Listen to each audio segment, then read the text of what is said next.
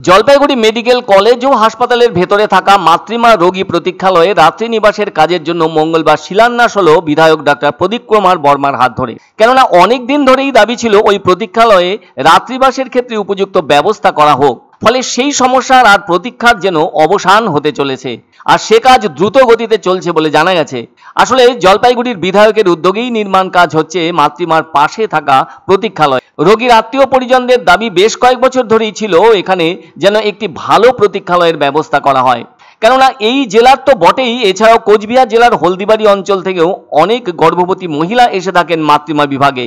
আবার ছোট্ট শিশুদেরও কোনো সমস্যা হলে এখানে চিকিৎসা পরিষেবা নেবার জন্য এসে থাকেন অনেক মানুষ। ফলে প্রয়োজনে বহু ক্ষেত্রেই রাত্রিবাসের বিষয়টা চলে আসে, আর তখন ভীষণই সমস্যা দেখা দিয়ে থাকে।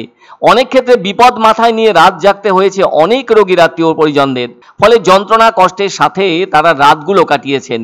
এভাবে 1 বছর 2 বছর নয়, বছরের পর বছর ধরে এতটা কষ্ট সহ্য করে থাকতে হয়েছে তাদের রাতে। আর এমন অবস্থায় থেকে ভালো রাত্রি নিবাসের ব্যবস্থার জন্য জনপ্রতিনিধিদের কাছেও দাবি জানিয়ে এসেছেন বলে অনেকের অভিমত। কিন্তু এ ব্যাপারে কারোরই সেভাবে কোনো হেলদোল দেখা যায়নি। আবার সরকারও সেভাবে চেষ্টা করেনি। যদি সরকার থেকে চেষ্টা করা হতো তাহলে অনেক আগে এই প্রতীক্ষালয়ের কাজটা শেষ হয়ে যেত। যেটা খুব বেশি দরকার হয় সেটা হলো ভালো ওয়াশরুমের, এছাড়াও স্নানের জন্য ব্যবস্থা রাখতেও হয়। যাদের এরকম তিক্ত অভিজ্ঞতা আছে মাতৃমার সামনে রাত্রিবাস করার ক্ষেত্রে, তারাই একমাত্র বুঝতে পারবেন কি পরিমাণ কষ্ট যন্ত্রণা হয়ে থাকে। কারণ এটা তো জলপাইগুড়ি শহর, রাতভর তো গাড়ি চলে না। ফলে সন্ধ্যের পর একটা সময়ে গাড়ি চলাচল বন্ধ হয়ে যায়। আর চলার মধ্যে যেটি চলে সেটি হলো টোটো।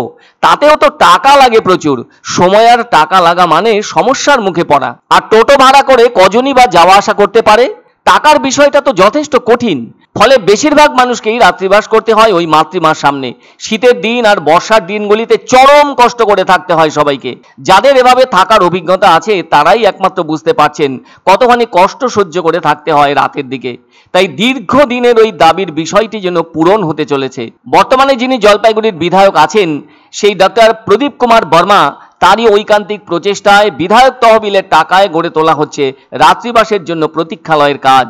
এটা গড়ে উঠলে রোগীর সঙ্গে আসা আত্মীয় পরিজনদের পক্ষে রাত্রিবাসের ক্ষেত্রে সেভাবে কোনো সমস্যা আর দেখা দেবে না বলেই মনে করছেন বিধায়ক নিজেও। কেননা তিনি জেনেছেন রোগীর আত্মীয় পরিজনরা এলে তাদেরকে খোলা আকাশের নিচে থেকে রাত কাটাতে হয়, যা ভীষণই যন্ত্রণার এবং দারুণ কষ্টের।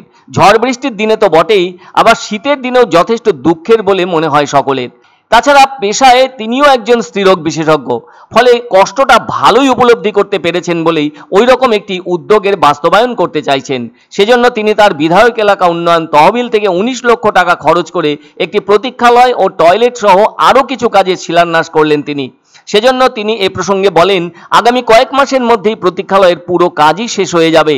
এর ফলে আর আগের সেই সব কষ্ট যন্ত্রণা ভোগ করতে হবে না রোগীর সাথে আসা মানুষজনদের।